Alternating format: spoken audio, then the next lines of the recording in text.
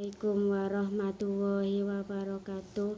Perkenalkan, nama saya Neneng Suningsih, kelas 12 MIA 5 absen 22, akan menceritakan kembali judul yang berjudul Jandera Biang Lala, karya Ahmad Tohari. Dukuh Paruk menjadi tempat yang sangat memprihatinkan setelah sebelumnya terjadi bencana besar, yaitu pembakaran rumah penduduk akibat Kisruh 1965. Dukuh Paruk yang tidak tahu apa-apa harus menjadi korban. Rumah dan harta benda semua habis terbakar. Beruntung bagi Dukuh Paruk karena orang-orang sudah terbiasa menerima musibah seperti tragedi tempe bongkrek yang banyak merenggut jiwa. Tetapi musibah kali ini sungguh di luar dugaan mereka. Mereka harus tinggal dan makan seadanya. Orang-orang dari luar desa pun tidak ada yang memberi bantuan. Dukuh Paruk kini tanpa pemimpin dan tanpa serintil. Orang yang selama ini menjadi panutan di Dukuh Paruk harus dipenjara. Beberapa bulan kemudian Sakarya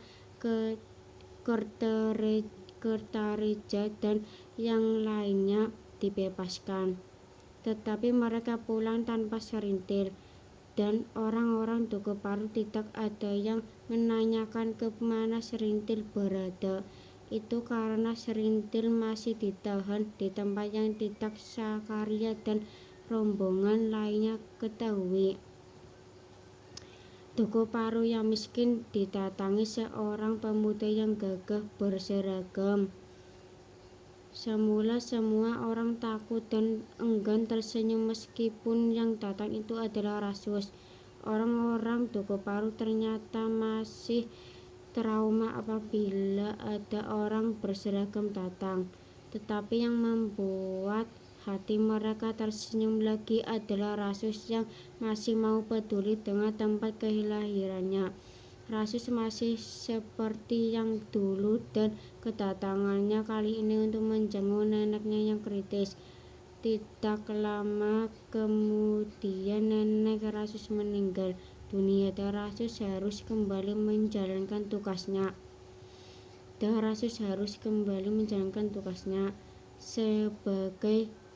Sebelum pergi, Sakarya meminta bantuan Rasus untuk membebaskan serintil.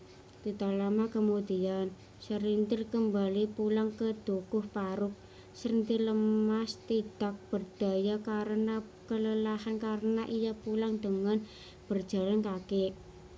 Sejak kepulangannya, sikapnya berubah. Keluar dari tahanan, serintil masih tetap harus melapor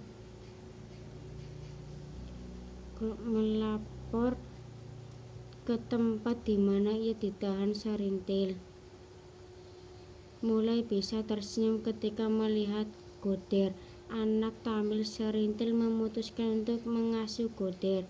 Cobaan kembali datang ketika Serintil diajak oleh Marsusi untuk melapor ke Dawuan, tempat di mana Serintil pernah ditahan. Setelah pulang, Serintil ternyata diajak pergi ke suatu tempat oleh Marsusi untuk bagi untung bagi Serintil karena akibat kecerobohan Marsusi, Serintil jatuh dari motor sementara Marsusi terus melaju.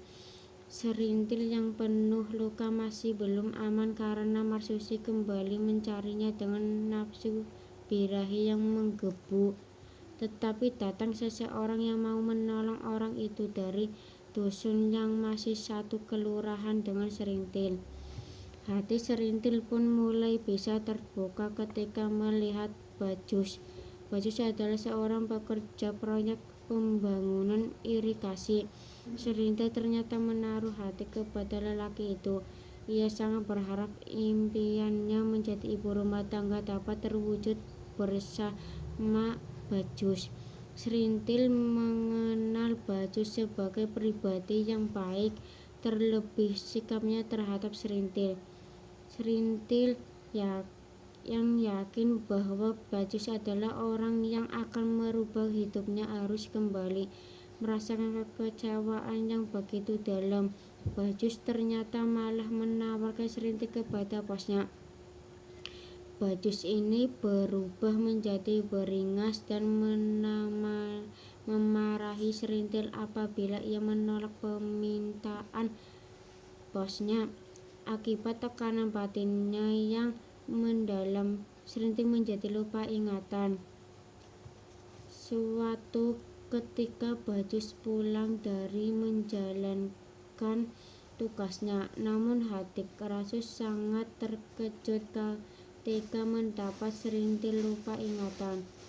Serintil pun dibawanya berobat ke dokter jiwa. Akhirnya Rasus mempunyai tekad yang besar dalam dirinya untuk membawa tubuh Paru menjadi lebih baik. Sekian dari saya. Wassalamualaikum warahmatullahi wabarakatuh.